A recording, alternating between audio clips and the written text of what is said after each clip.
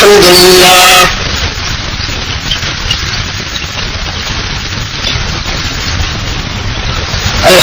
لله وحده والصلاة والسلام على من لا نبي بعده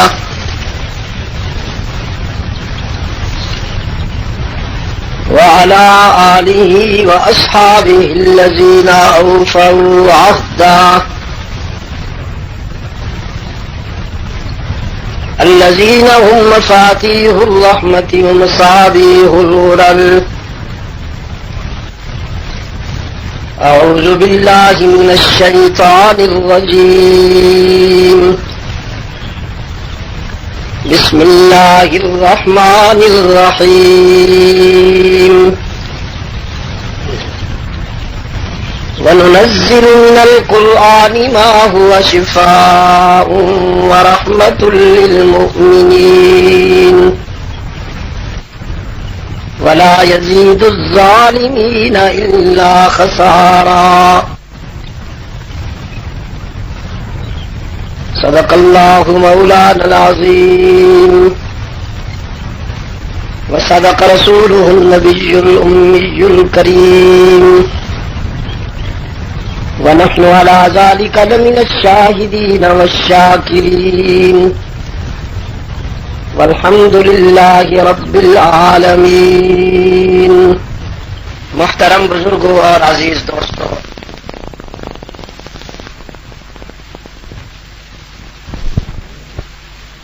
آج 27 نومبر 1992 ہم یہاں لورا ضلع آباد سرحد پاکستان میں دعوت و تبلیغ کی نسبت سے جمع ہے.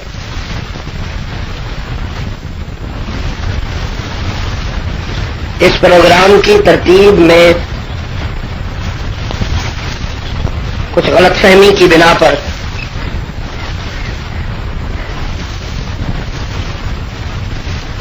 میرے عزیز جن کے حکم پر میں یہاں حاضر ہوا ہوں کچھ دل گرفتہ ہیں کہ ان کے خیال میں یہ نشست جمعہ کی نماز کے بعد ہونی چاہیے، جبکہ میرے ذہن میں جمعہ سے پہلے بیان طے تھا اور یہی میں نے ان حضرات سے گزارش کی تھی. مقصود تو اصل میں حاضری ہے، اور جن دوستوں کے نصیب میں ہے اس نشست میں پہنچنا اور ان باتوں کو سننا وہ تشریف بھی لا چکے. تاہم اس سلسلے میں جو کبیدگی ہوئی اس کے لیے میں معذرت خواہ ہوں.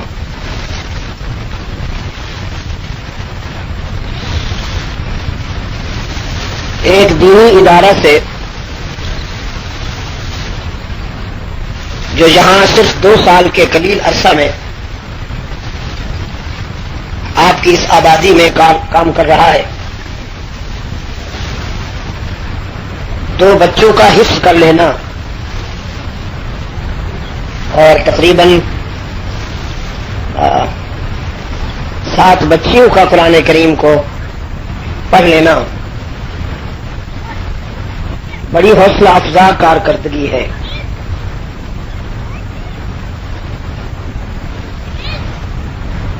اور میں سمجھتا ہوں کہ عصر حاضر میں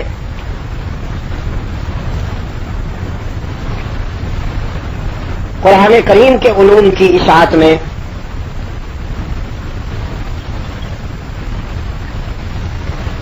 جتنی آج کام کرنے کی ضرورت ہے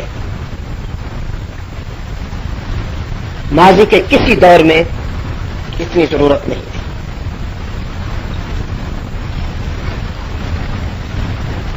ویسے بھی ہمارے اوپر جو نظام مسلط کیا جا چکا ہے وہ انگریز کا دیا ہوا ہے. انگریزی قانون اور انگریزی دستور کے سائے میں ہم زندگی گزار رہے. اور تعلیمی نصاب مسلمانوں کے ایک دشمن کا بنایا ہوا ہے، لارڈ میکالے کا،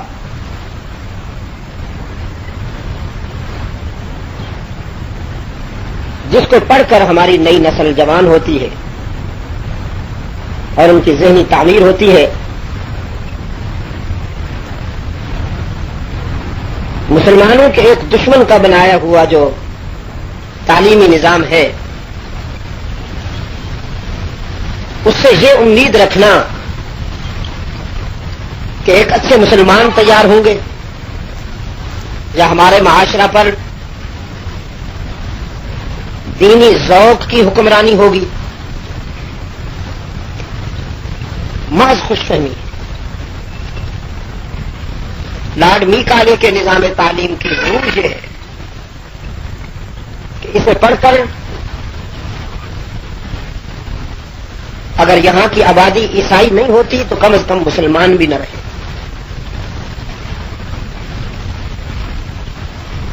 اور وہ اثرات آج ہمارے سامنے ہیں۔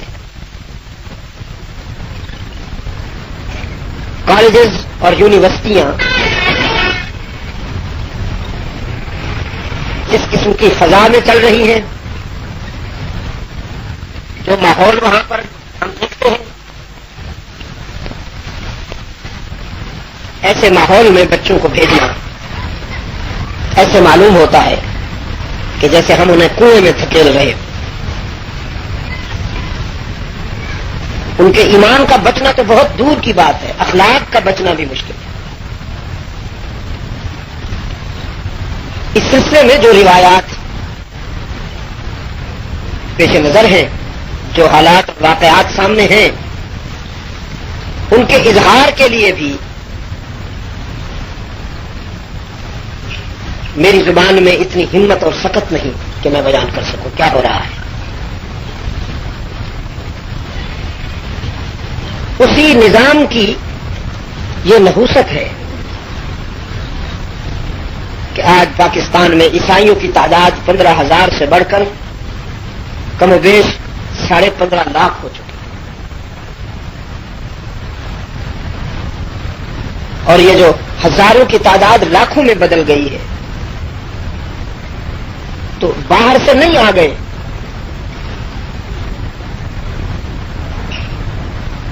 نہ یورپ سے آئے ہیں، نہ افریقہ سے آئے ہیں، اور نہ دنیا کے کسی اور کونے سے یہاں عیسائی آ کر آباد ہوئے ہیں، بلکہ انہوں نے ہمارے بھائی بندوں کو،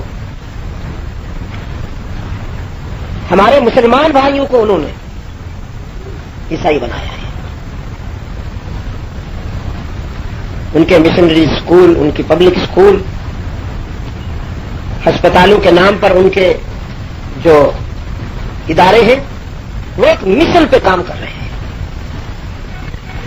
بڑا خاموش مشن،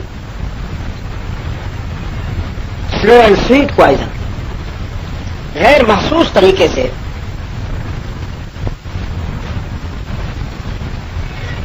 وہ یہاں کے مجبور، پریشان حال اور مسائل میں گھرے ہوئے انسان پر عیسائیت کو مسلط کر رہے ہیں۔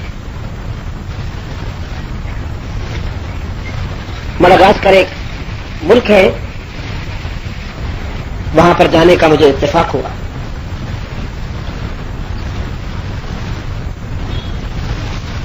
وہاں کے لوگوں نے مجھے بتایا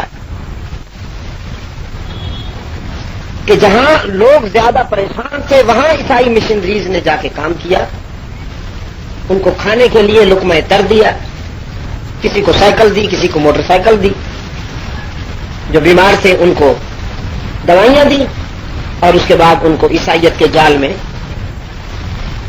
مبتلا کر دیا۔ ایک انسان کی فطری کمزوری ہے کہ جب یہ پریشان ہوتا ہے، جب اس کی ضروریات پوری نہیں ہو رہی ہوتی، جب اس کے مسائل کا کوئی حل نظر نہیں آتا، تو پھر یہ دیکھتا ہے کہ کون میری یہ ضروریات پوری کرے گا، ان مسائل کے حل میں کون میرے کام آئے گا۔ اس لیے کہا گیا کاد الفقر ان یکون کفرا، فقر اور غریبی جو ہے کفر کے قریب کر دیتی. ایک بھوکا جہاں سے اس کو کھانے کو ملے گا وہ خطرے میں، کھلانے والے کے جال میں پھنستا ہے. اس سلسلے میں مسلمانوں کی جہاں اور بہت سی سماجی ذمہ داریاں ہیں وہاں یہ تعلیمی ذمہ داری بھی ہے کہ قرآن کریم کی تعلیم کے اداروں کو مضبوط بنایا جائے ترجیحی بنیادوں پر. جس طرح ہم اپنے گھر کی تعمیر کرتے ہیں جہاں تک ہماری بساط ہو، جہاں تک ہمارے حالات اجازت دیں، ہم اپنے گھر کی تعمیر میں توجہ دیتے ہیں، اسی طرح ہمیں اپنی نسل کی تعمیر پر بھی توجہ دینی چاہیے.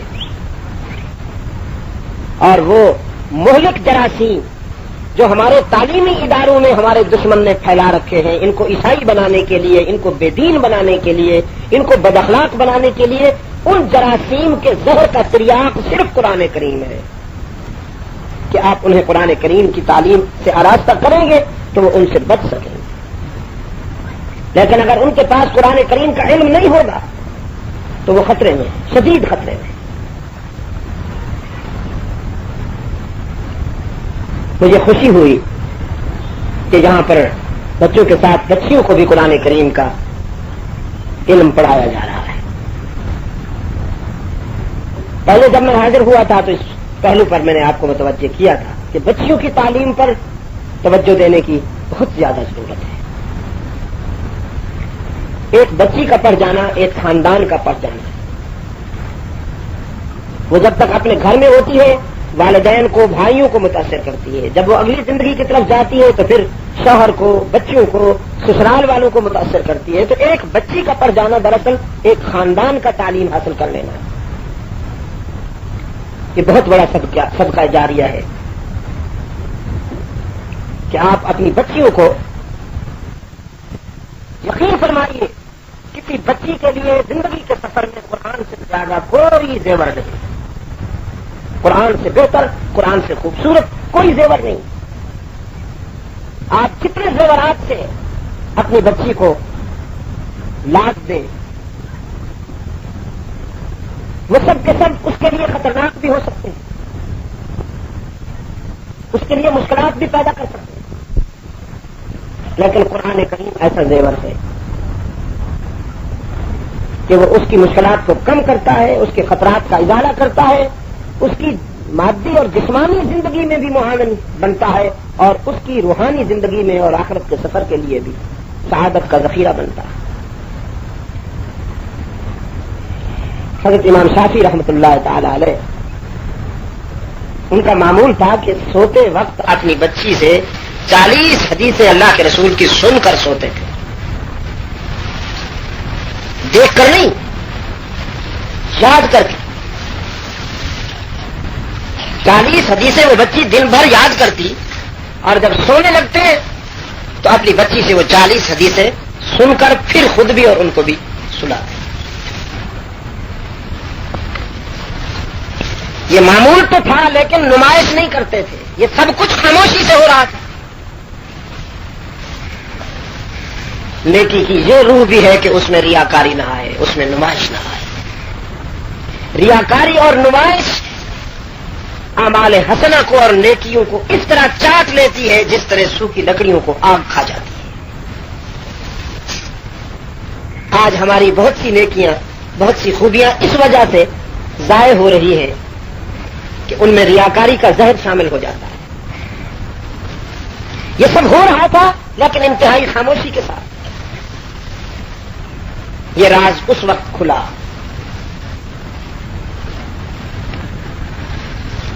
کہ جب حضرت محمد، حضرت ابو حنیفہ رحمۃ اللہ علیہ کے شاگرد ہیں، حضرت ابو محمد،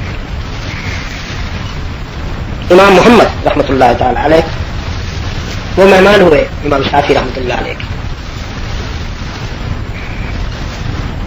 تو باپ نے اپنی بیٹی سے کہا کہ آج میرے گھر میں وقت کا ایک بہت بڑا امام، اسلام کا ایک بہت بڑا قانون دان آ رہا ہے، اس کی میزبانی کے لیے، اس کی عزت افزائی کے لیے ہم جو کچھ کر سکتے ہیں کریں۔ اس بچی نے خود وہ کمرہ سجایا جس میں امام محمد رحمۃ اللہ علیہ نے رہنا تھا۔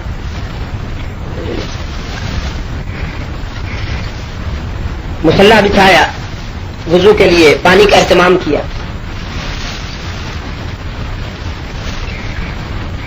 رات کو جب کھانا دیا گیا، اس دور کا کلچر اور اس دور کی ثقافت یہ تھی کہ مہمان کے سامنے سارا کھانا رکھ دیا جاتا تھا۔ وہ اس کھانے میں سے جو بچاتا تھا وہ گھر والے کھاتے تھے، اس کو باعث سے برکت سمجھا جاتا تھا۔ امام محمد رحمۃ اللہ علیہ کے سامنے جب وہ کھانا رکھا گیا تو سب گھر والوں کا کھانا کھا گئے حضرت۔ بہرحال یہ بات بھی خاموشی سے گھر والوں نے دیکھ تو لی لیکن چپ رہے۔ رات گزر گئی، صبح کی نماز کے وقت وہ بچی وضو کا تازہ پانی لے کے آئی کہ وہ لوٹا تو رات کو استعمال ہو گیا ہوگا پانی، میں تازہ پانی رکھوں تو دیکھا کہ وہ پانی تو جو کا تو رکھا ہے۔ اب ذرا ناراض ہو گئی، محسوس کیا اور اپنے ابا کے پاس جا کے حضرت امام شافعی رحمۃ اللہ علیہ کے پاس جا کے کہنے لگی آپ نے تو فرمایا تھا کہ دین کا بہت بڑا امام ہے، قانون دان آ رہا ہے، استاد العلماء ہے، حالت یہ ہے رات سارا کھانا کھا گئے اور نماز تک نہیں پڑھی، پانی ویسا ہی پڑا ہوا ہے، وضو تک نہیں کیا حضرت نے۔ تو امام شافعی رحمۃ اللہ علیہ سن کر چپ ہو گئے۔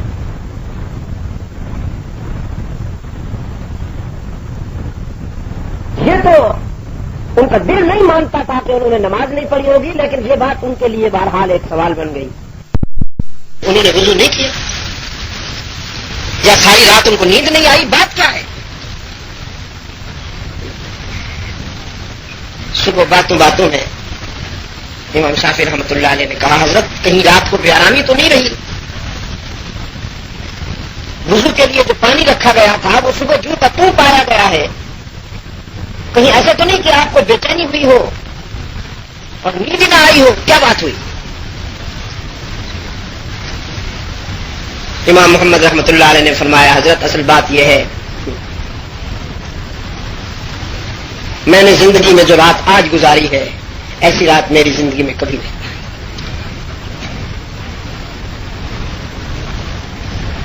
آپ میری حرکتوں پہ حیران ہیں اور میں اس گھر کی برکتوں پہ حیران ہوں۔ کھانا جب میرے سامنے آیا میں نے ایک لقمہ لیا تو مجھے اندازہ ہوا کہ یہ کھانا ایسے ہاتھوں سے بنایا گیا ہے کہ روحانی اعتبار سے ایسا کھانا میرے لیے اللہ کی بہت بڑی نعمت تھا۔ میں نے اللہ سے دعا کی تھی رب العالمین تو آج میرے اندر اتنی گنجائش پیدا کر دے کہ یہ کھانا میں سارا کھا جاؤں۔ محض اس کے فضل و کرم سے میں نے وہ کھانا تناول کیا۔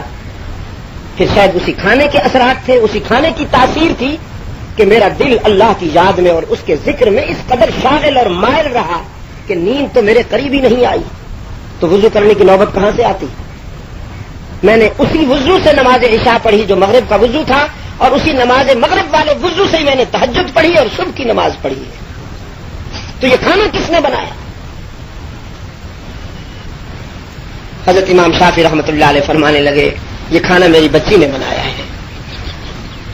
امام محمد رحمۃ اللہ علیہ نے فرمایا یہ وہی بچی ہے جو رات آپ کو حدیثیں سنا رہی تھی؟ فرمایا آپ نے کیسے سنا؟ جی بس آواز آ رہی تھی، ساتھ والے کمرے ہی میں تو آپ سن رہے تھے۔ اور پھر پڑھ کے سنا بھی دی امام محمد رحمۃ اللہ علیہ نے کہ یہ بھی شاید اسی کھانے کی برکت ہے کہ رات 40 حدیثیں جو اس بچی نے آپ کو سنائی ہے وہ سب کی سب میرے حافظے میں محفوظ ہو گئی، وہ مجھے بھی یاد ہو گئی۔ میرے عزیز دوستو، اسلام جو اتنا طویل سفر طے کر کے 1400 سال سے زیادہ سفر طے کر کے آپ تک پہنچا ہے وہ ایسے ہی حالات سے گزر کے پہنچا ہے۔ اسلام کو ایسے کردار نصیب ہوئے، اسلام کو ایسے دوست اور وفادار نصیب ہوئے جنہوں نے اس کی قدردانی کی ہے، جنہوں نے اس کی عزت افزائی کی ہے۔ آج ہم جو سلوک کر رہے ہیں اسلام کے ساتھ، معلوم نہیں آنے والی نسلوں کو کیا حالات سامنے آئیں گے۔ ہمارے پاس وہ خوبیاں کہاں ہیں؟ ان کا عشر عشیر بھی ہمارے پاس نہیں.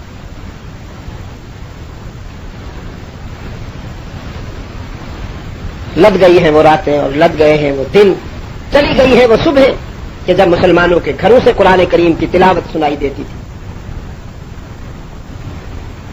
اب تو گندے مردوں اور گندی عورتوں کے غلیظ گانے سنائی دیتے ہیں. ہر گھر غلاظت کا مرکز بن چکا ہے. وہ لوگ جو پہلے گالی ہوا کرتے تھے،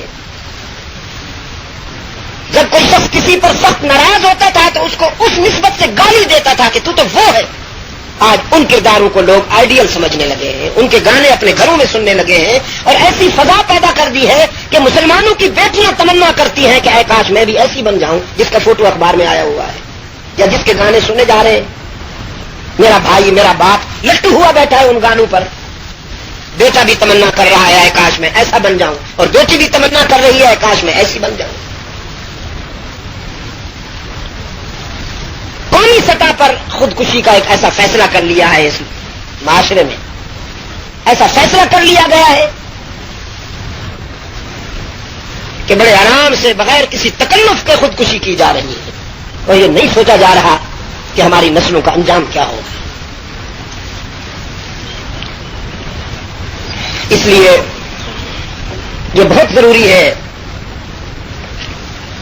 کہ آج اگر یہ مدرسہ چھوٹا سا پودا ہے تو اسے تناور درخت بنائیے. کیا نام ہے مدرسے کا؟ مولانا دارالعلوم تعلیم القرآن. اگر یہ پودا ہے تو اسے تناور درخت بنائیے. میں آپ کو ایک بات بتا دوں اپنے مشاہدے کی بنیاد پر. اس وقت پوری دنیا میں اسلام کی نشاط ثانیہ کا منظر سامنے آ رہا ہے. میں جب باہر جاتا ہوں سوائے اس بد نصیب ملک کے، یعنی ایک ملک کی آپ کو میں مثال دیتا ہوں، انگلینڈ میں، کہ جہاں جمعہ تو بعد کی بات ہے، عیدین گزرتی تھی تو بھی مسلمانوں کو بعد میں پتہ چلتا، جب ادھر سے گھر والوں کا خط جاتا کہ عید مبارک ہو یا کارڈ جاتا تو پھر اس کو پتہ چلتا کہ عید گزر گئی ہے، پر اسے معلوم نہیں.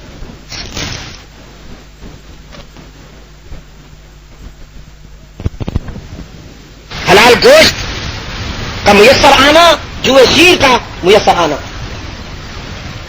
صرف ایک مسجد ہوا کرتی تھی، صرف ایک پہلے. پھر جب انگریز مہربان ہوا کنگ فاروق کے بات پر اور اس نے مصر میں ان سے چرچ کے لیے جگہ مانگی، تو پھر اس نے لندن میں مسجد کے لیے جگہ مانگی تو وہ ریجنٹ پارک والی مسجد تعمیر. آج اس انگلینڈ میں مسجدوں کی تعداد تقریباً 12,500 سے زیادہ ہے. چھوٹا سا ملک ہے برطانیہ، ایک جزیرہ ہی تو ہے، ہمارے صوبہ بلوچستان جتنا ہوگا. اس کے چاروں طرف سمندر ہے. 1250 سے زیادہ مسجدیں ہیں، اور مسجدوں کی ہر نماز میں ہاؤس فل ہوتا ہے.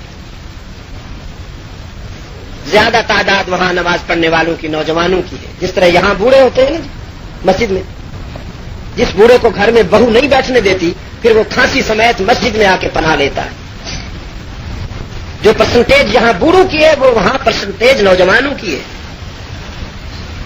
میں نے نوجوانوں کو تہجد خوان پایا ہے، ان میں سنجیدگی ہے، ان میں عاجزی ہے، ان میں متانت ہے. یہاں مصیبت پہلے تو دین ہے نہیں، اور جس میں دین ہے وہ زنبور بنا پھرتا ہے، شوق جو کھا جانے کے لیے نفرت ہے اس سے. حالانکہ مسلمان تو شبنم سے بھی زیادہ لطیف، پھول سے بھی زیادہ لطیف، مشک سے بھی زیادہ معطر. انسانوں کو نہیں، ماحول کو اور فطرت کو مسلمان متاثر کرتا تھا. لیکن آج بعض دیندار حضرات اتنے تلخ اور کڑوے بنے ہوئے ہیں کہ لوگ ان کے قریب آنے کے بجائے دور بھاگتے. آج ہی نہیں، وہ علم اور وہ دین کس کام کا جو علم انسان میں حلم نہ پیدا کر سکے.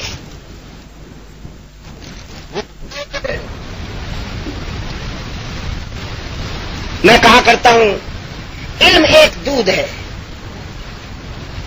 اس کو مکھن بننا ہے، پھر اس سے گھی تیار ہونا ہے. علم ایک دودھ ہے، اور انسان کا ظرف، انسان کا سینہ اس دودھ کا برتن ہے جس میں آ کر یہ مکھن بنتا ہے۔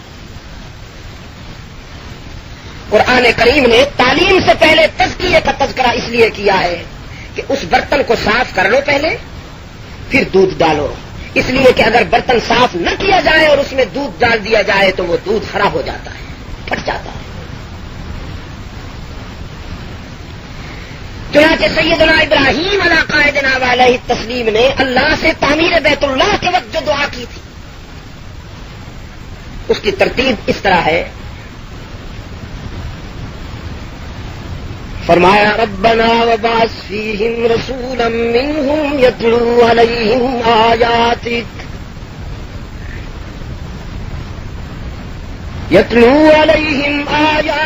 ویعلمہم الکتاب والحکمت ویزکیہم انک انت العزیز الحکیم۔ اے میرے پروردگار،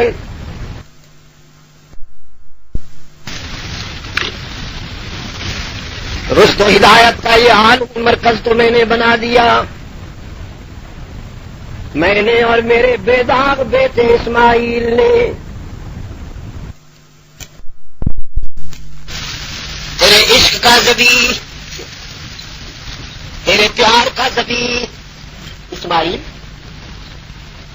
اس نے اور میں نے رشد و ہدایت کا یہ عالمی مرکز تو بنا دیا، دارالعلوم تو بنا دیا۔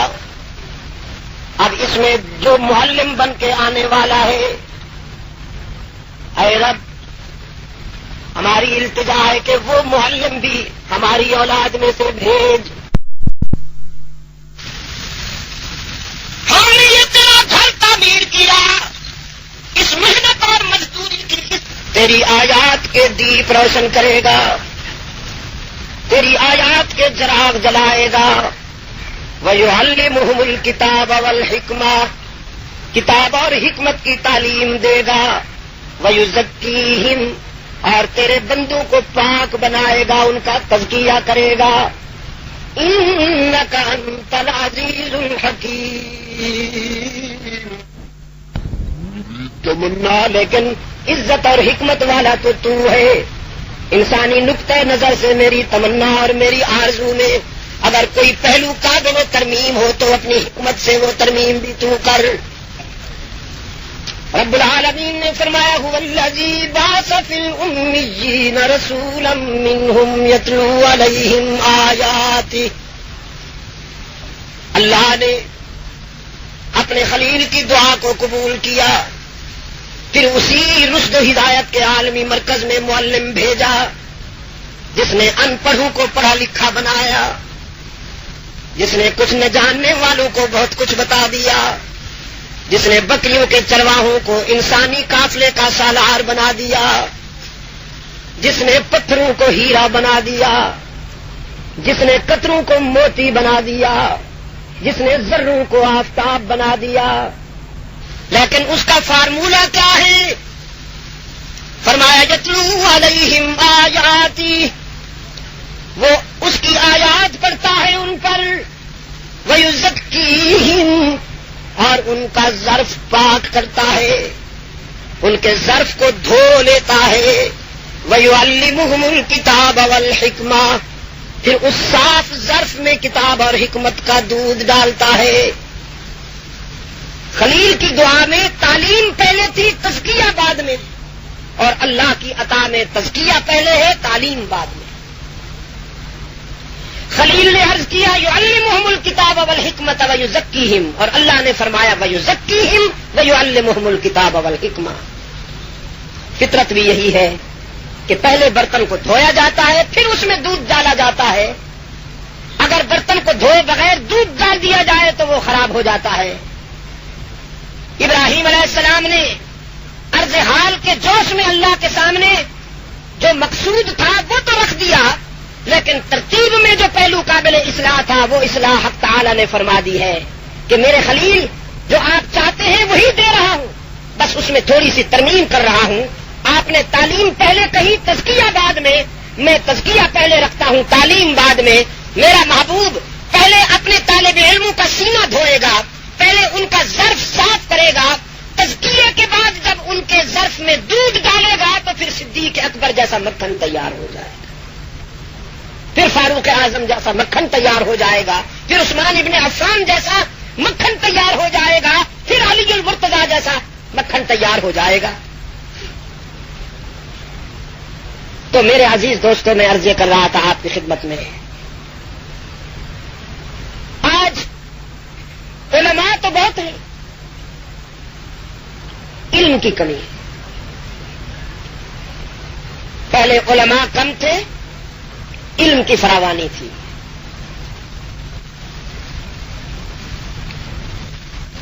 علماء کی محتاج ہوا کرتی تھی، آج کے علماء کتابوں کے محتاج ہیں۔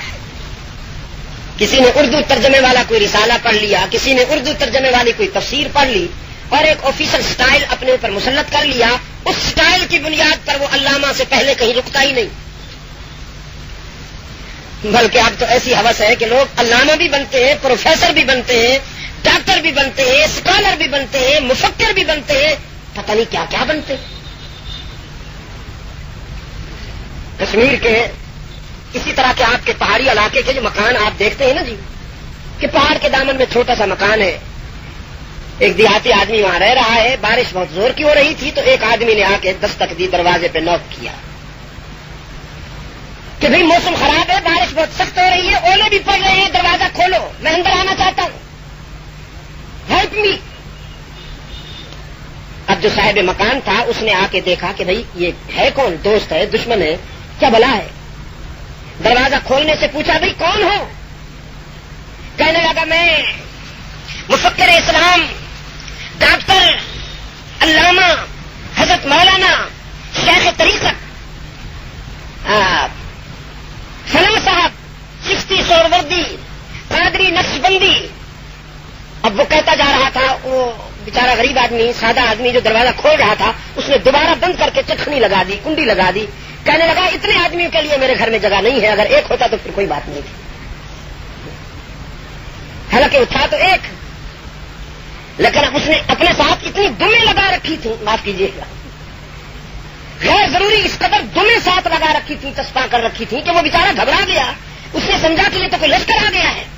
اس میں حضرت مولانا بھی ہیں، علامہ صاحب بھی ہیں، ڈاکٹر صاحب بھی ہیں، مفکر صاحب بھی ہیں، اسکالر صاحب بھی ہیں، قادری صاحب بھی ہیں، چشتی صاحب بھی ہیں، نقشبندی اور سہروردی بھی ہیں، شیخ طریقت بھی ہیں، اتنے آدمیوں کے لیے میرے پاس جگہ نہیں ہے بھائی۔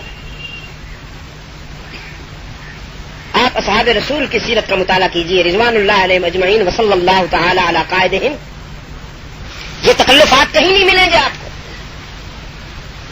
آپ یقین فرمائیے، لفاظی نہیں ہوتی تھی، اگر بہت محبت آئی کسی کے لیے تو یا آخی کہہ دیا، بہت محبت آئی تو سیدی کہہ دیا، بس۔ یہ حضرت مولانا و بالفضل اولانا و فخر الاماثل شیخ الفلاں اور یہ سب ہم اجمی حضرات کی فیکٹری کی ہوم پروڈکشن ہے، یہاں کے بنائے ہوئے یہ سارے غیر ضروری، اور اگر آپ مجھے معاف کریں تو میں کہوں کہ غیر حقیقی خطابات ہیں جن کے اندر روح نہیں ہوتی، کھوکھلے خطابات۔ میرے عزیز دوست، مکتب مستقلی کے لیے حیوان ناطق کو انسان کامل بنانے کا جو فارمولہ ہے وہ قرآن کریم ہے، یتلو علیہم آیاتہ، یہ پہلی بات ہے۔ حیوان ناطق کو انسان کامل بنانے کا فارمولہ قرآن کریم ہے، قرآن کریم سے ایک حیوان ناطق انسان کامل بن جاتا ہے۔ وہ حیوان ناطق کہ حیوانی نقطۂ نظر سے اس اتنا ایسا درندہ ہے کہ اس جیسا کوئی درندہ نہیں۔ یقین فرمائیے، انسان جب درندہ بن جائے تو اس کی درندگی کا مقابلہ کوئی جانور نہیں کر سکتا۔ جتنا یہ چیر پھاڑ دیتا ہے کوئی درندہ ایسا نہیں چیرتا پھاڑ۔ ہے کوئی ایسا درندہ کہ پہلے وہ اپنی ہم جنس کو قتل کرے، پھر ان پر پٹرول چھڑکے، پھر ان پر آگ لگائے، پھر جب ان کی کھوپڑیاں پھٹے تو وہ کہتے لگائے اور تالیاں بجائے؟ ایسا درندہ آپ کو نہیں ملے گا، یہ صرف انسان ہے۔ یہ جب بگڑ جائے تو اس سے گندی شے کوئی نہیں، یہ سنور جائے تو اس سے اچھی شے کوئی نہیں۔ یہ وہ جانور ہے، یہ وہ حیوان ہے کہ اگر محض میدے کا ہو کے رہ جائے تو پھر اس کی درندگی کا مقابلہ کوئی درندہ نہیں کر سکتا، اس کی سفاکیت کا مقابلہ کوئی اور جانور نہیں کر سکتا، اس کی حرام خوری اور بدکاری کا مقابلہ کوئی اور جانور نہیں کر سکتا. لیکن قرآن کریم نے اس حیوان ناطق کو اتنا کامل بنا دیا کہ روح الامین نے بھی اس کی بلندیوں کو رشک سے دیکھا، فرشتے بھی اس کے در کے غلام بن گئے. قرآن کریم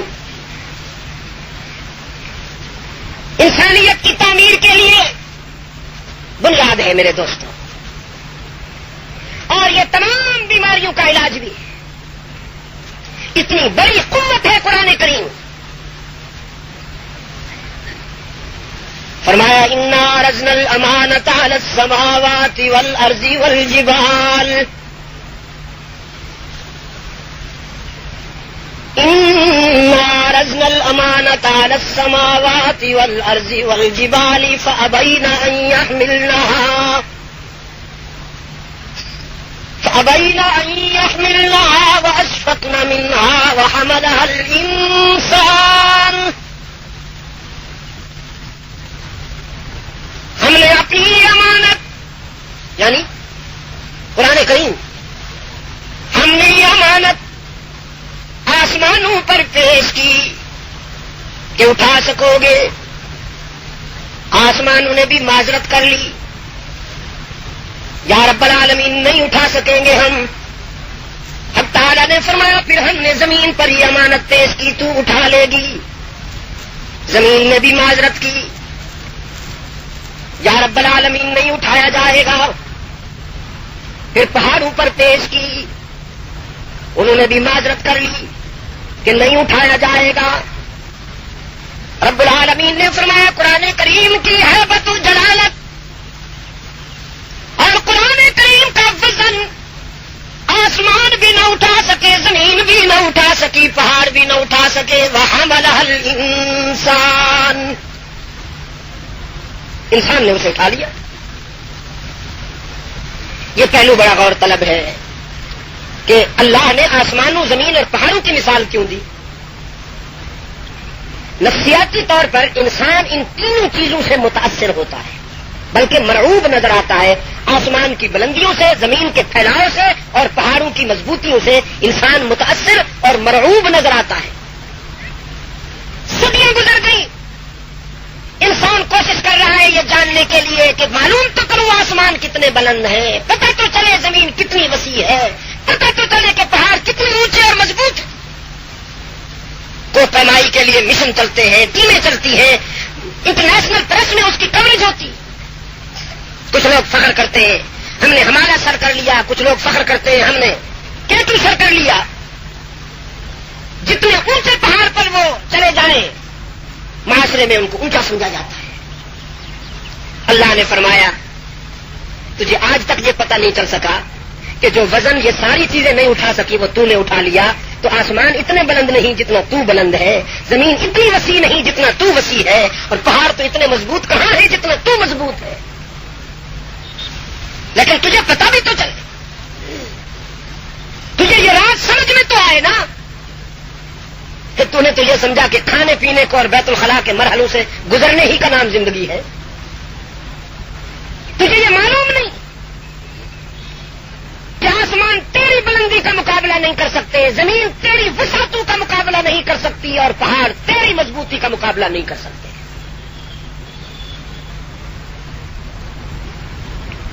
انسان نے وہ امانت اور وہ وزن اٹھا لیا جو یہ سب چیزیں نہ اٹھا سکی. انہو کان ظلوما جہولا. یورپ میں ایک کانفرنس کے دوران میں نے یہ بات کہی تو چرچ کا ایک نمائندہ کھڑے ہو کر کہنے لگا، ایک پریسٹ، عیسائیوں کا پریسٹ، کیا عجیب بات ہے، آسمان قرآن کو نہ اٹھا سکے، زمین نہ اٹھا سکی، پہاڑ نہ اٹھا سکے، انسان نے اٹھا لیا تو یہ ظالم اور جاہل ہو گیا. ہمارے لارڈ میکالے کے نظام تعلیم سے جو ڈسے ہوئے حضرات ہیں ان کو بھی یہ کنفیوژن رہتی ہے. انہو کان ظلوما جہولا پر کبھی کبھی ان کی طرف سے بھی اس قسم کے سوالات ہو جاتے ہیں کہ زمین و آسمان اور پہاڑ تو قرآن کو نہ اٹھا سکے، انسان نے اٹھایا تو ظالم اور جاہل ہو گیا. حالانکہ یہ کانسیپٹ ہے ہی نہیں. انہو کان ظلوما جہولا، ہی واز ظالما جاہل. یہ تھا ظالم اور جاہل. ظلم اور جہل کے جراثیم اس کے اندر تھے. آسمان اور زمین اور پہاڑوں میں ظلم اور جہل کے جراثیم ہیں ہی نہیں. وہ تو گنگے بہرے ساکت و صامت بنائے گئے ہیں، فطرت پر بنائے گئے ہیں. جس مقصد کے لیے بنائے گئے ہیں وہ اسی طرح کھڑے ہوئے ہیں. نہ آسمان ظلم کر سکتا ہے، نہ زمین ظلم کر سکتی ہے، نہ پہاڑ ظلم کر سکتے ہیں. وہ فطرت پہ بنائے گئے ہیں، چپ کھڑے ہوئے ہیں. ظلم اور ظلم جہولا پر کبھی کبھی ان کی طرف سے بھی اس قسم کے سوالات ہو جاتے ہیں کہ زمین اور آسمان اور پہاڑ کو قرآن کو نہ اٹھا سکے، انسان نے اٹھایا تو ظالم اور جاہل ہو گیا. حالانکہ یہ کانسیپٹ ہے ہی نہیں. انہو کان ظلوما جہولا، ہی واز ظالما جاہل. یہ تھا ظالم اور جاہل. ظلم اور جہل کے جراثیم اس کے اندر تھے. آسمان اور زمین اور پہاڑوں میں ظلم اور جہل کے جراثیم ہیں ہی نہیں. وہ تو گنگے بہرے ساکت و صامت بنائے گئے ہیں، فطرت پر بنائے گئے ہیں. جس مقصد کے لیے بنائے گئے ہیں وہ اسی طرح کھڑے ہوئے ہیں. نہ آسمان ظلم کر سکتا ہے، نہ زمین ظلم کر سکتی ہے، نہ پہاڑ ظلم کر سکتے ہیں. وہ فطرت پہ بنائے گئے ہیں، چپ کھڑے ہوئے ہیں. ظلم اور جہل کے جراثیم انسان کی تخلیق میں اللہ نے رکھے، اس لیے کہ اگر ظلم کے جراثیم نہ ہوتے تو عدل کا پتہ نہ چلتا.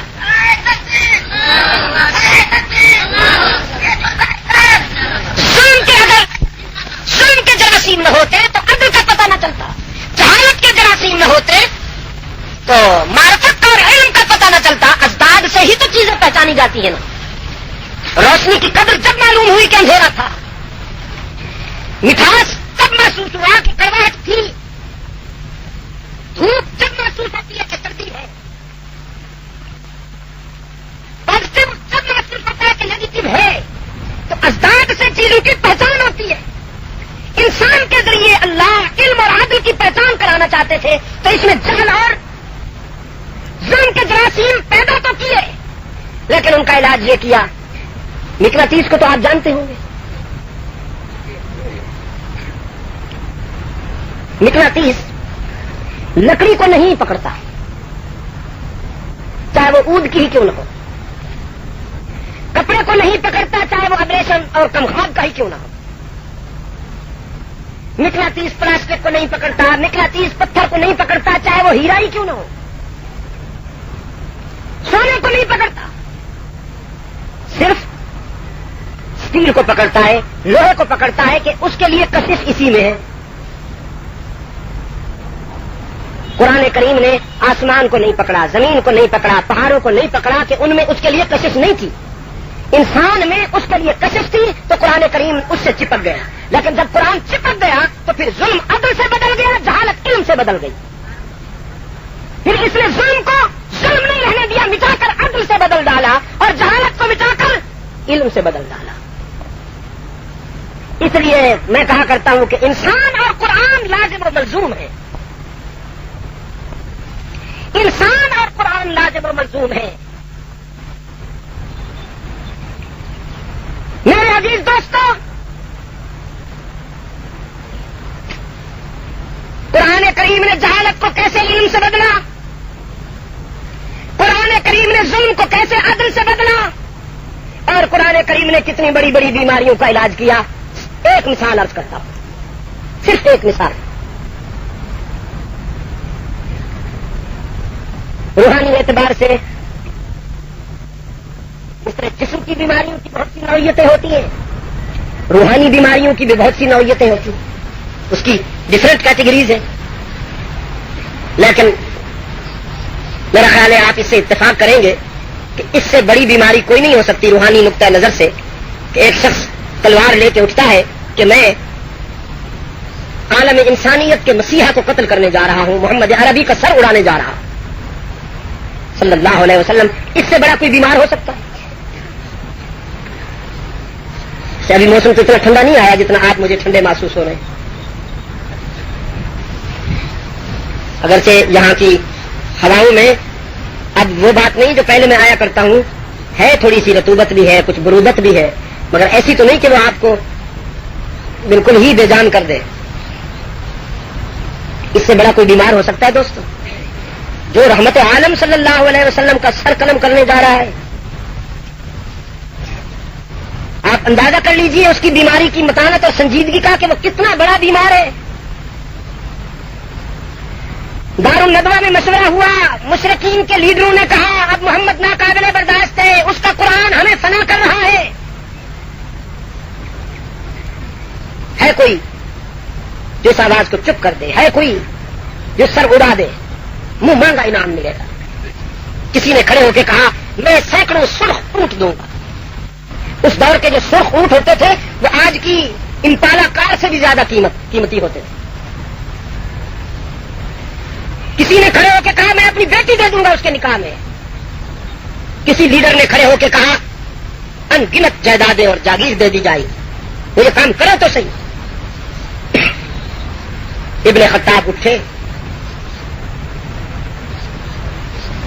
غیظ و غضب سے دیکھا ان سب کو جو انعامات کا اعلان کر رہے تھے نا, غیظ و غضب سے انہیں دیکھا جیسے شہباز کبوں کو دیکھتا ہے. اور فرمایا یہ انعامات اپنے گھر میں رکھو, یہ کام میں کر دیتا ہوں. محمد کا سر چاہیے نا تمہیں, you wait here, I will come just, ابھی آتا ہوں, تم انتظار کرو. تلوار ہاتھ میں لی, رات کے سناٹے میں باہر آئے. ایک آدمی سے ملاقات ہوئی, اس نے تیور بدلے دیکھ کر پوچھا ابن خطاب کہاں؟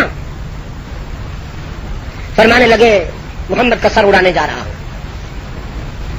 ہائے عزیز دوستو, اس دور کے لوگ مشرک تو ہوتے تھے لیکن جھوٹے نہیں ہوتے تھے. اتنی آسانی سے جھوٹ نہیں بولتے تھے جتنی بے تکلفی سے آج مسلمان جھوٹ بولتا ہے, خصوصاً لیڈر.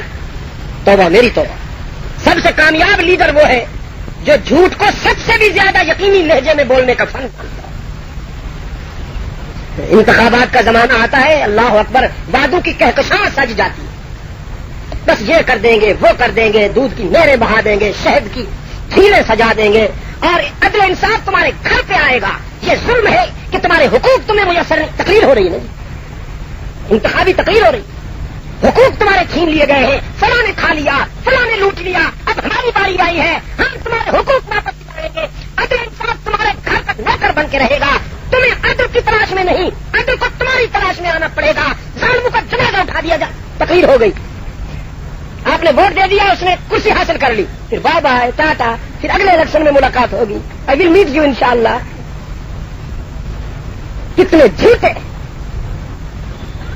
اور وہی لیڈر کامیاب ہے جو نفاست کے ساتھ جھوٹ بولنے کا فن جانتا. آپ یقین فرمائیے, لوگ کہتے ہیں اس ملک کی معیشت تباہ ہو گئی ہے, لوگ کہتے ہیں اس ملک کا روپیہ بے جان ہو گیا ہے, 1000 روپیہ 100 سے بھی گزرا ہو گیا ہے, ٹھیک ہے, مجھے بھی پتا ہے.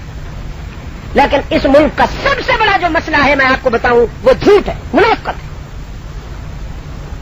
اس قوم کو کسی شے سے اتنا خطرہ نہیں, نہ روس سے خطرہ ہے, نہ امریکہ سے خطرہ ہے, نہ کسی اور مصیبت سے خطرہ ہے, نہ اسرائیل سے اور نہ ہندوستان سے خطرہ ہے. اس قوم کے لیے سب سے بڑا خطرہ جھوٹ اور منافقت.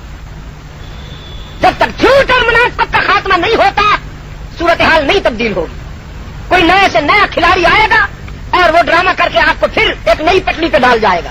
2-4 سال تو گزر ہی جائیں گے نا, پھر 2-4 سال کے بعد نیا کھیل ہوگا.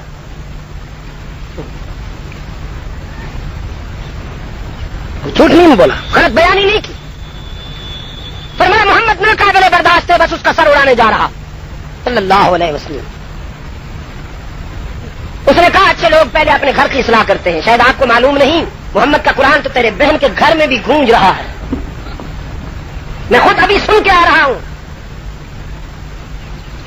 ابن خطاب نے پوچھا میری بہن کے گھر میں؟ اس نے کہا فاطمہ بنت خطاب کے گھر میں. تو ادھر کے بجائے رخ ادھر کر لیا, بہن کے گھر کی طرف.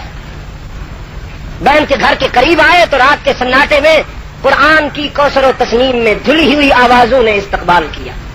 طٰہٰ پڑھی جا رہی تھی. ما انزلنا علیک القرآن لتشقى الا تذکرۃ لمن یخشی تنزیلا ممن خلق الارض تنزیلا ممن خلق خلق الارض والسماوات العلى الرحمن على العرش استوى له ما في السماوات وما في الارض وما بينهما وما تحت الثرى وإن تجهر بالقول فإنه يعلم السر وأخفى الله لا إله إلا هو له الأسماء الحسنى. لات و منات، عزا اور حبل کے آستانوں کا بیمار رحمت عالم صلی اللہ علیہ وسلم کے قلب اطہر پہ نازل ہونے والے قرآن کی حقیقتوں کو سنتا ہے. قرآن کہتا ہے لات منات نہیں، عزا حبل نہیں، اللہ لا الہ الا ہو لہ الاسماء الحسنى. وهل أتاك حديث موسى إذ رأى نارا فقال لأهلهم امكثوا إني آنست نارا لعلي آتيكم منها بقبس أو أجد على النار هدى فلما أتاها نودي يا موسى إني أنا ربك فاخلع عليك إنك بالواد المقدس طوى وأنا اخترتك فاستمع لما يوحى إنني أنا الله.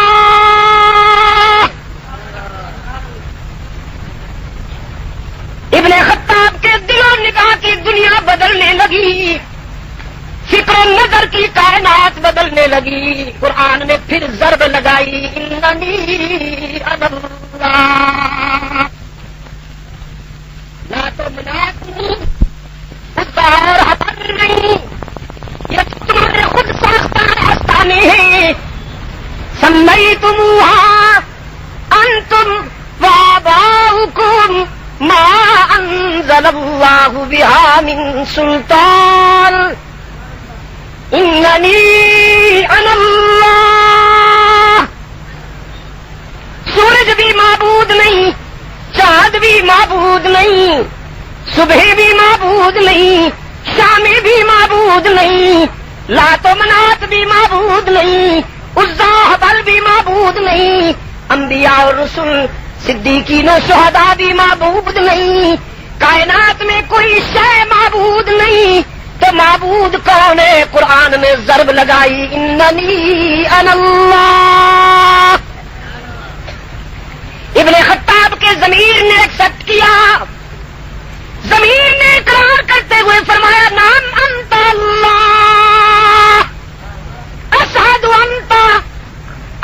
انت اللہ.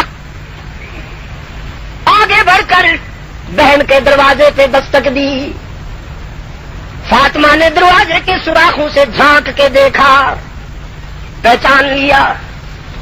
اپنے معلم اور اپنے استاد سے کہنے لگی آپ ایک طرف ہو جائیے، میرا بگڑا ہوا بھائی آیا ہے، اسے میں فیس کروں گی، اس سے میں نمٹوں گی. پھر دروازہ کھولا. ابن خطاب نے پوچھا کیا پڑھ رہے تھے؟ فاطمہ نے کہا ہم خود جو چاہیں پڑھ رہے تھے، یہ ذاتی معاملات ہیں، آپ کو کیا حق ہے پوچھنے کا؟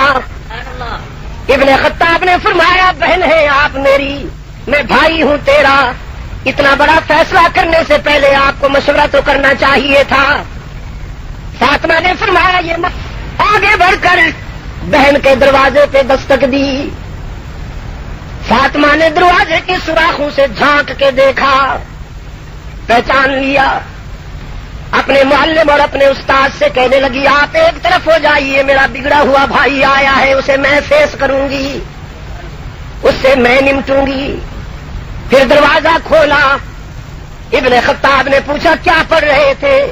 فاطمہ نے کہا ہم خود جو چاہیں پڑھ رہے تھے، یہ ذاتی معاملات ہیں، آپ کو کیا حق ہے پوچھنے کا؟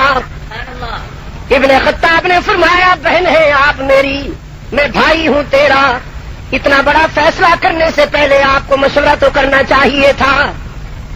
فاطمہ نے فرمایا یہ معاملات مشورہ جب اس نے پسند کر لیا, جب اس نے منتخب کر لیا تو پوچھیں کیوں. ہمارے دل کی دنیا میں قرآن آباد ہو گیا, ہم محمد عربی کے غلام بن چکے.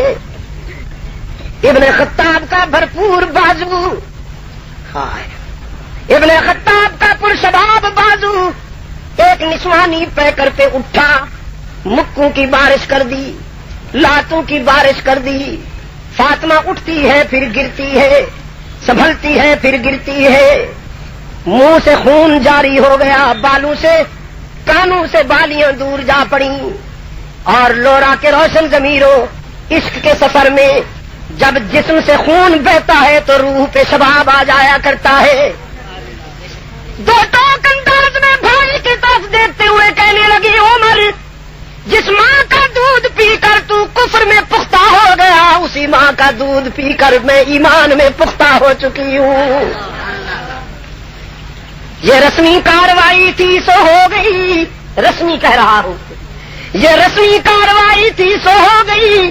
مشیت کا بھی تقاضا تھا کہ یہ منظر دنیا کے سامنے آئے. رحمت عالم سے تعلق کچے دھاگے کا نہیں ہوا کرتا, یہ تو ضمیر اور ایمان کا ہوا کرتا ہے. اب ابن خطاب کے تیور بدلے, پہلے غضبناک ہوئے کھڑے تھے, اب درخواستی بن گئے. اب آرزو مند ہوئے, درخواست کرنے لگے بہن ذرا مجھے بھی دکھا دو نا, وہ جو تو پڑھ رہی تھی مجھے بھی دکھا دو. فاطمہ نے کہا اگرچہ جوش میں ہوں مگر ہوش میں ہوں, اگرچہ جوش میں ہوں مگر ہوش میں ہوں. تو بھائی تو میرا ہے لیکن شرک کی نجاست کی وجہ سے تو ناپاک ہے. اور قرآن کریم کے پروٹوکول, قرآن کریم کے آداب یہ ہے کہ لا یمسہ الا المطہرون, وہ میں نہیں دکھا سکوں گی تجھے. اب عمر بولتا تو کچھ نہیں لیکن آنکھوں سے بہت کچھ کہہ رہا ہے, خاموش نگاہوں سے تمنا جھلک رہی ہے. بہن نے فوراً علاج ڈھونڈ لیا, اپنی چادر لے آئی, اپنا دوپٹہ بھائی کی گود میں رکھ کر قرآن کریم کا ورق یا لکڑی یا پتا جس پر بھی وہ آیتیں لکھی تھیں بھائی کی گود میں ڈال دی. اور حسن اتفاق دیکھیے ہزارہ والوں کہ پھر وہی آیت سامنے آ گئی, اننی انا اللہ. ابن خطاب نے اونچی آواز سے کہا نام انت اللہ, اشہد اللہ الہ الا اللہ و اشہد. بہن نے منہ پہ ہاتھ رکھ دیا, کہنے لگی بس یہاں تک, پہلی شہادت تو ہو گئی, اب اگلی شہادت یہاں نہیں ان کے قدموں میں جا کے دو نا. اس لیے کہ وہاں بھی ہاتھ اٹھے ہوئے تھے, وہاں بھی التجا میں اور دعا میں ہاتھ اٹھے ہوئے تھے. ابن خطاب نے بہن سے کہا تم بھی ساتھ چلو گے میرے. بہن نے فرمایا منزل عشق پہ اکیلے جایا کرتے ہیں, ادھر ادھر نہیں دیکھا کرتے, تم اکیلے جاؤ گے. تلوار ہاتھ میں لیے روانہ ہوئے.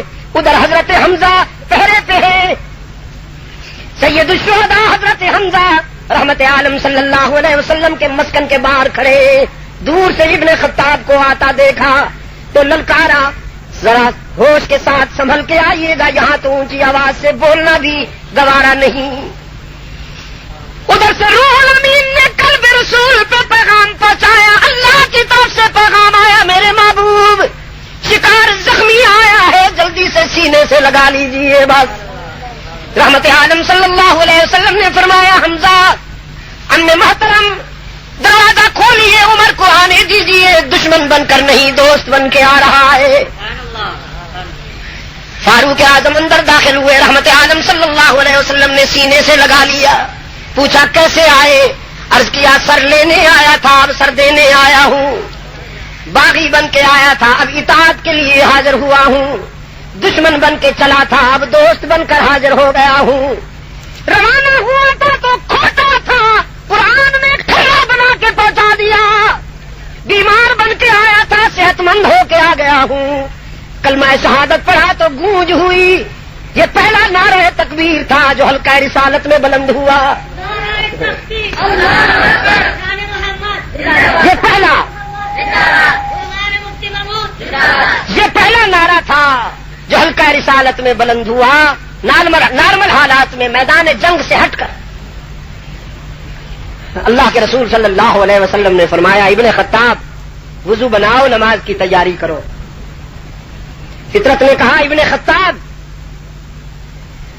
من مثلوں کا تیری تقدیر پہ قربان جائیے, تیرے نصیبے پہ قربان جائیے کہ زندگی کی پہلی نماز, ایمان اور اسلام کی پہلی نماز محمد عربی کی اقتداء میں, رسول کی اقتداء میں نماز ادا کرو. وضو بنا چکے تو عرض کیا اللہ کے رسول نماز کہاں ہوگی؟ رحمت عالم صلی اللہ علیہ وسلم نے فرمایا یہیں. عرض کیا بیت اللہ میں کیوں نہیں؟ اللہ کے رسول صلی اللہ علیہ وسلم نے فرمایا عمر تیری قوم برداشت نہیں کرتی نا. حالانکہ یہی برداشت نہیں کرتے تھے,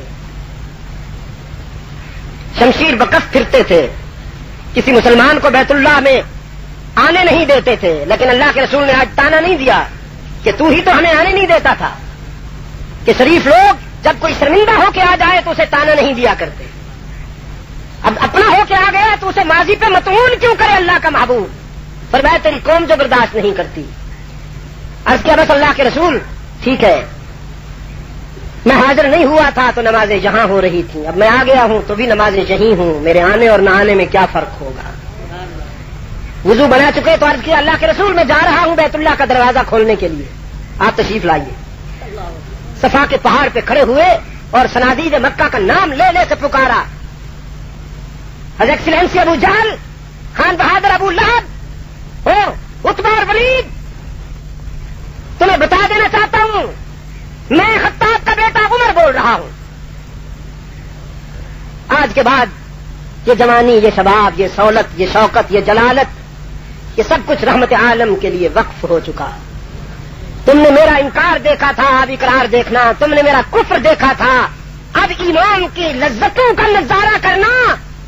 میرے آقا نماز کے لیے بیت اللہ میں آ رہے ہیں اور میں دیکھنا چاہتا ہوں کہ کوئی روک سکتا ہے تو سامنے آئے. سکوت مرگ طاری تھا ہزارہ کے روشن ضمیروں, لورا کے دوستوں, سکوت مرگ طاری تھا مکہ کے درو دیواروں پر. اللہ کا رسول آیا, بیت اللہ کا دروازہ کھلا, اس امت نے پہلی نماز فجر ادا کی بیت اللہ کے سائے میں, رحمت للعالمین کی اقتداء میں, حضور کی امامت میں. امت مسلمہ نے پہلی نماز فجر جو بیت اللہ کے سائے میں ادا کی وہ وہی فجر تھی جو عمر کے ایمان کی فجر تھی. جو عمر کے ایمان کی فجر تھی وہ اسی فجر کی نماز تھی جو اس امت نے ادا کی ہے. کتنا بیمار تھا, قرآن نے کتنا صحت مند بنا دیا اسے. بیمار اتنا تھا کہ مسیحا کا سر قلم کرنے چلا تھا, اور صحت مند اتنا ہوا کہ پھر وہی عمر فرش پہ بولتا ہے تو اسی عمر کی سوچ عرش سے قرآن بن کر نازل ہوتی تو قرآن کریم میں وہی قوت موجود ہے میرے دوستوں, قرآن کریم میں وہی تاثیر موجود ہے, وہی قوت موجود ہے. یہ بوڑھا نہیں ہوا, قرآن کریم بوڑھا نہیں ہوا, ہماری زمین ٹھیک نہیں ہے. قرآن کریم میں وہی تاثیر ہے. یہ پتھروں کو ہیرا بنانے والا ہے, یہ بیماروں کو صحت مند بنانے والا ہے. لیکن زمین مختلف ہوتی ہے نا دوستوں. ایک زمین وہ ہوتی ہے اس پہ بارش برسے تو پھول اگتے ہیں, اور ایک کوڑے کا ڈھیر ہے کہ وہاں بارش برسے تو بدبو اٹھتی ہے. بارش کا قطرہ منہ کھلے سیپ میں جائے تو موتی بنتا ہے, سانپ کے منہ میں جائے تو زہر بنتا ہے. قرآن کریم کو بھی اگر ابو جہل سنے تو زندیق بنتا ہے, ابو بکر سنے تو صدیق بنتا ہے. اب معلوم نہیں کہ ہم کون بنے ہیں. اللہ ہمیں توفیق عطا فرمائے کہ ہم اس کتاب زندہ سے وابستہ ہو کر دنیا اور آخرت میں بلند ہو جائیں. بہت لوگوں کو آپ نے آزما لیا دوستوں, جماعتوں کو بھی آزما لیا, پارٹیوں کو بھی آزما لیا, لیڈروں کو بھی آزما لیا, مونچھوں والوں کو بھی آزما لیا, چوڑیوں والیوں کو بھی آزما لیا, گنجوں کو بھی آزما لیا, سرخی والوں کو بھی آزما لیا, لپسٹک والوں کو بھی آزما لیا. اب قرآن کریم دوست بن کر آپ کے دل و دماغ پہ دستک دے رہا ہے کہ ایک مرتبہ مجھے بھی آزماتے دیکھو. اللہ آپ کو توفیق عطا فرمائے. میں اور تو کچھ کہنے نہیں آیا ہوں آپ کو, بس صرف اتنا کہنے آیا ہوں کہ یہ جو ادارہ ہے دارالعلوم ہے, جس سے آج ہم 2 بچوں کے سر پر دستار رکھ رہے ہیں, اگر آئندہ میرا کبھی آنا ہو تو پھر کم از کم 20 بچوں کے سر پہ قرآن کریم کے علم کی فراغت کی پگڑی باندھی جائے. ملیشیا کے ایک صوبے میں میرا جانا ہوا پچھلے سال. اب پھر انشاءاللہ جنوری میں جانا ہے مجھے وہاں دستار بندی کے لیے. وہاں 250 بچوں کو ہم نے دستار فضیلت بندھوائی جنہوں نے قرآن حفظ کیا تھا, اور 360 بچیوں کو ہم نے دوپٹے دیے جنہوں نے قرآن حفظ کیا. اور آپ کو شاید یہ معلوم ہوگا اس وقت عالمی سطح پر جو پہلے نمبر کی کاریہ ہے پوری دنیا اسلام میں, وہ ملیشیا کی ایک بچی ہے جو پہلے نمبر کی کاریہ ہے. ایک چھوٹی سی بچی نے گزشتہ سال بھی اس تقسیم اسناد کی تقریب میں قرآن کریم تلاوت کیا. میرا خیال ہے بمشکل 6 یا 7 سال کی بچی ہوگی. اللہ اکبر اللہ اکبر. اس کے گلے سے فطرت بول رہی تھی. آپ یقین فرمائیں, میں نے تو آنکھیں بند کر کے وہ تلاوت سنی. مجھے ایسے محسوس ہو رہا تھا کہ یہ تو ناقص ہے, کل پیدا ہوئی پرسوں مر جائے گی, یہ تو ڈھانچہ یہ کب تک رہے گا. لیکن اس کے گلے سے جو قرآن کریم کی آیات نکل رہی تھی تو ایسے محسوس ہوتا تھا کہ فطرت خود روح کائنات محو تلاوت ہے. کوئی آنکھ ایسی نہیں تھی جو اشک بار نہ ہو, کوئی دل ایسا نہیں تھا جو پارے کی طرح بےتاب نہ ہو. تو اللہ آپ کو توفیق دے کہ آپ کی بیٹیاں بھی حافظہ بن جائیں. بیٹیوں کو ضرور حافظہ بنائیے, سمجھے نا. جب آپ قبر میں پہنچ جائیں گے نا تو بیٹے صاحب تو کسی روڈ پر خیر سے آوارہ گردی کر رہے ہوں گے, یہ بیٹی ہی قرآن کریم کھول کے سورہ یاسین پڑھے گی اور آپ کی روح کو ایصال ثواب کرے گی اور بخشے گی, خوب آپ کو یاد کرے گی. بیٹیوں کو قرآن کریم کا حافظ ضرور بنائیے. اللہ آپ کو توفیق عطا فرمائے. بلائیے بچوں کو. اب ہم ان بچوں کے سر پہ یہ رکھ دیں, ذرا دستار رکھ دیں, آرام سے بیٹھے رہیں. انشاءاللہ ہم دعا کریں گے. قاری مجیب الرحمان صاحب جو عالمی مجلس تحفظ حقوق اہل سنت لورا کے ہمارے ذمہ دار عزیز ہیں, کارکن ہیں, ان کی سرپرستی میں یہ تعلیم القرآن کا جو دارالعلوم ہے وہ چل رہا ہے. ہم ان کے لیے بھی دعا کرتے ہیں, اللہ تعالیٰ مزید ان سے کام لے اپنے دین کا. اور آپ حضرات سے بھی میں درخواست کرتا ہوں کہ اس مقدس مشن میں آپ ہمارے عزیز قاری مجیب الرحمان صاحب کو تنہا نہ چھوڑیں, بلکہ ثابت کریں کہ انشاءاللہ ہم مل کے اس فرض کو ادا کریں گے. یہ تنہا ان کا فرض نہیں. جی نام لیتے جائیں اور بلاتے جائیں. جو پگڑیاں بانٹنا آپ دیکھیے نا جی, 500 بچوں کو پگڑیاں دینے تھی تو صبح کی اذان ہو گئی اسی کام میں.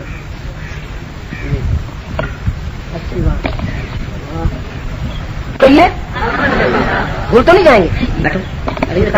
تالی بجانا انگریز کی یادگار ہے اور الحمدللہ کہنا ہمارے آقا کی تعلیم. الطاف حسین بلدی حاجی گل محمد. اونچی آواز سے نہیں کہہ رہے آپ. اچھا یہ 2 ہمارے عزیز تھے. بچیوں کے وہ ہیں یہ چادریں ہیں یا دوپٹے ہیں, یہ ان کو گھر میں پہنچا دیے جائیں گے. بچوں کو ان کے والدین کے لیے ہم سب کی طرف سے مبارکباد ہے. ہم دعا کرتے ہیں اللہ تعالیٰ قرآن کے انوار و تجلیات سے ان کی زندگیوں کو روشن کر دے. اپنے عزیز سے بھی معذرت چاہتا ہوں, قاری محمد الیاس صاحب سے بھی میں معذرت چاہتا ہوں. ان کے خیال میں یہ تھا کہ ہم جمعہ کے بعد بیان کریں گے, لیکن میرے خیال میں یہ تھا کہ ہم جمعہ سے پہلے بیان کریں گے. میری حاضری تو ہو گئی, آپ دوست بھی تشریف لے آئے, اللہ تعالیٰ اس کو قبول فرما لے. اور اگر اس میں کوئی کمی رہ گئی ہے تو پھر اللہ ہمیں توفیق دے کہ ہم اس کو پورا کر سکیں, یہ قضا پھر ادا کر سکیں. ہے ہوشیار اصل میں, یہ قضا کی ادائیگی کے لیے سارا انہوں نے سلسلہ بنایا. یہ ہمارا ماہانہ میگزین ہے الواد الحق. اس کے مضامین کچھ میں لکھتا ہوں, ایڈیٹوریل خاص طور پر اس کا میں لکھتا ہوں. اس میں آپ کو انشاءاللہ بہت قیمتی مواد ملے گا. یہ جو رسالہ ہے اس میں حضرت مفتی محمود رحمۃ اللہ علیہ کی زندگی پر میرا ایک مضمون ہے, طاغوت کا دشمن ملت کا محبوب مفتی محمود.